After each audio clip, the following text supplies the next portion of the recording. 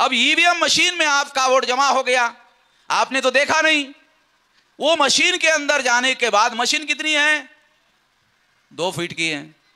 जब आपका message 25,000 kilometre transfer हो सकता है, तो ये 2 फीट की मशीन में, मशीन के अंदर ही अंदर ट्रांसफर नहीं हो सकता। आ रहा कुछ पल्ले पड़ रहा है, कुछ समझ में आ रहा है? 25,000 किलोमीटर ये मैसेज ट्रांसफर होता है। अगर होता है तो ईवीएम मशीन में जो वोट 2004 में 2009 में आपने डाला, वो वोट ट्रांसफरेबल होता है, सुप्रीम कोर्ट ने माना। सुप्रीम कोर्ट ने मानने के बाद आपके ना मानने का कोई मतलब है नहीं। सुप्रीम कोर्ट ने तो छानबीन करके मान लिया ये दूसरे के नाम पर ट्रांसफर होता है। वो मशीन वैसी की वैसी है, अभी भी है। वो मशीन ईवीएम ऐसी की वैसी है, केवल पेपर ट्रेल मशीन दूसरी लगाई हुई है। ईवीएम मशीन वैसी की वैसी है, वो आपका वोट ट्रांसफर कर सकती है। उसको रोकने के लिए पेपर ट्रेल मशीन लगाया। पेपर ट्रेल मशीन लगाने के बाद कागज का टुकड़ा बाहर आता है, आपका निशान लगा हुआ दिखाई देता है, 7 सेकंड रुकता है, बैलेट बॉक्स में गिर जाता है। अब राम नारायण चुनाव लड़ रहे हैं, गिनती हो रही है। ईवीएम मशीन की गिनती हुई, राम नारायण चुनाव हार गए। ईवीएम मशीन की गिनती हुई, राम नारायण चुनाव हार गए। राम नारायण ने कहा, नहीं, मैं चुनाव हारने वाला नहीं हूं, मैं लोकप्रिय आदमी हूं, मैं जानता हूं, इसलिए ये पेपर ट्रेल मशीन से निकलने वाला जो कागजी मत है, वो कागजी मत दोबारा गिनती किया जाए। सुप्रीम कोर्ट के ऑर्डर के अनुसार सुप्रीम कोर्ट ने ऑर्डर दिया है कि कैंडिडेट पेपर ट्रेल मशीन से निकलने वाले कागज के मतों की दोबारा गिनती करने की मांग कर सकता है। तो सुप्रीम कोर्ट ने ऑर्डर दिया, तो राम नारायण ने क्या किया? कलेक्टर को एप्लीकेशन किया कि मुझे ईवीएम का रिजल्ट मंजूर नहीं है, मुझे पेपर ट्रेल मशीन के कागजों की गिनती चाहिए। कलेक्टर ने कागजों की गिनती करने का आदेश दिया। कागजों की गिनती करने के बाद राम नारायण जो ईवीएम मशीन में हार गए थे, पेपर ट्रेल मशीन ने जीत लिया। पेपर ट्रेल मशीन में राम नारायण जो चुनाव हार गए थे, वो राम नारायण चुनाव जीत गए। क्यों? क्योंकि वहां कागज के टुकड़े हैं, बैलेट पेपर है, as good as that ballot paper है, आपकी मुहर लगी है, वो मुहर लगा हुआ आपका बैलेट दूसरे के नाम पर ट्रांसफर नहीं हो सकता। ईवीएम का हो सकता है, इसलिए राम नारायण हार गए थे, मगर कागज के टुकड़े में उसके वोट ट्रांसफर नहीं हुए, इसलिए Ram Narayan ballot paper trail machine में चुनाव जीते। ये 3 प्रकार से वोट मैंने आपको होता हुआ क्यों समझाया? क्योंकि जो मैं समझा हूं, वो आपको अगर समझ में नहीं आया तो आपके वोटों की चोरी हो जाएगी। वोट की चोरी नहीं है। वोट की चोरी नहीं है। वोट के अधिकार से कौन सा अधिकार मिला? वोट के अधिकार से कौन सा अधिकार मिला? राजा चुनने का, राजा बनने का। वोट का जो अधिकार है वो केवल वोट का अधिकार नहीं है। वोट का अधिकार राजा चुनने का अधिकार है, राजा बनने का अधिकार है। इसमें राजा चुनने का अधिकार छोटा अधिकार है, राजा बनने का अधिकार बड़ा अधिकार है, मगर अधिकार 2 है। उत्तर प्रदेश का उदाहरण ले लो। काशीराम जी ने जब ये मूवमेंट चलाई, उसके पहले आप दूसरे को राजा चुनते थे।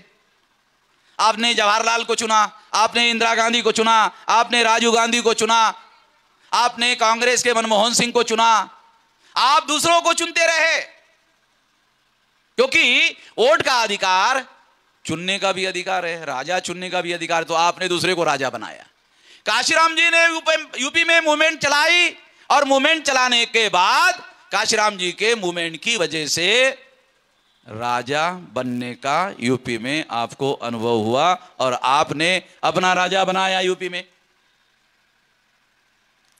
तो वोट का अधिकार नहीं है। वोट का अधिकार राजा चुनने का, राजा बनने का 2 अधिकार है। पहले आप चुनने का काम करते थे, अब राजा बनने का काम करने लग गए। तो दूसरे लोगों को लगा, रे बाप रे बाप, ये तो अब राजा बन जाएंगे, तो इसको रोकना होगा। आप लोग राजा बन जाओगे।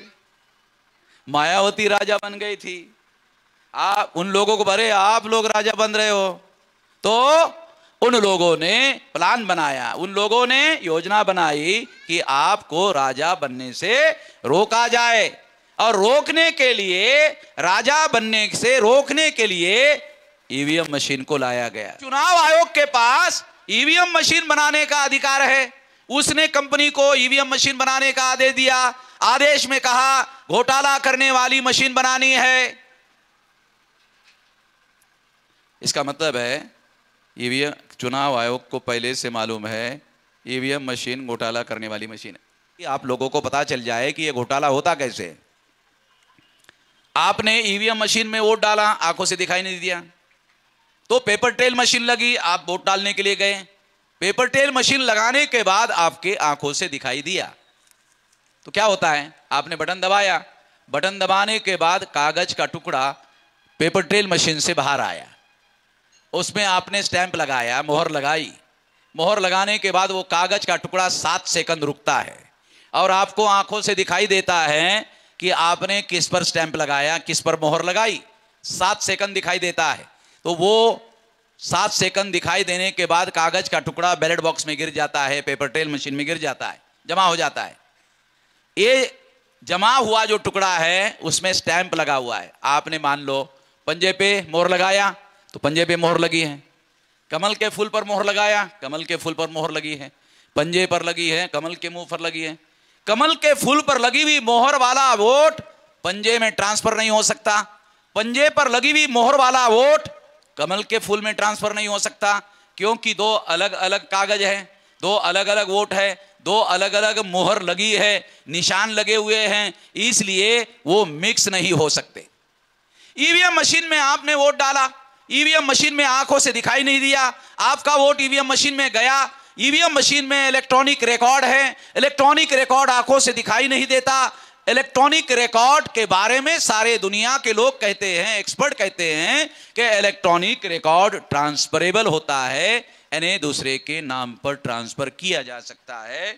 आपको सबूत देता हूं, ये मोबाइल है, आप लोगों के पास भी मोबाइल होता है। आपने ये मोबाइल में मैसेज टाइप किया,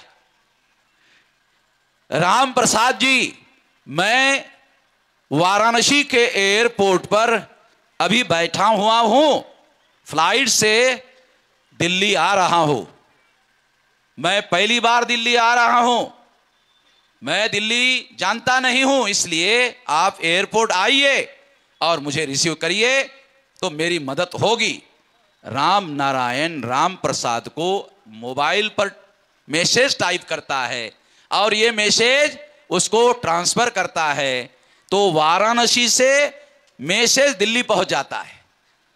वाराणसी से अगर आपने अमेरिका भेजा, अमेरिका चला जाता है, लंदन भेजा, लंदन चला जाता है, 25,000 किलोमीटर भेजा, 25,000 किलोमीटर चला जाता है।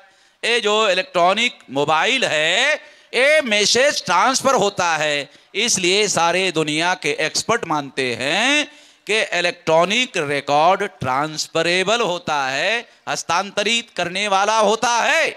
मैं आपको समझाना चाह रहा हूं कि ईवीएम मशीन आपको राजा चुनने के अधिकार से भी वंचित करना चाहता है और राजा बनने के अधिकार से भी वंचित करना चाहता है। अगर आप राजा नहीं बन पाए तो फिर क्या बने रहोगे, भिखारी। अगर आप राजा नहीं बन पाओगे, चुन नहीं पाओगे, तो फिर तो भिखारी बने रहोगे। तो ये भिखारी बनाने का मामला है। ईवीएम मशीन आप लोगों को भिखारी बनाना चाहती है, ये बड़ा षड्यंत्र है।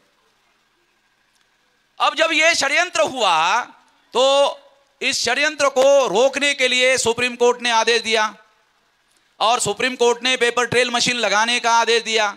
पेपर ट्रेल मशीन लगाने का आदेश देने के बाद ये बात आपको मैं उदाहरण देके समझा रहा हूं।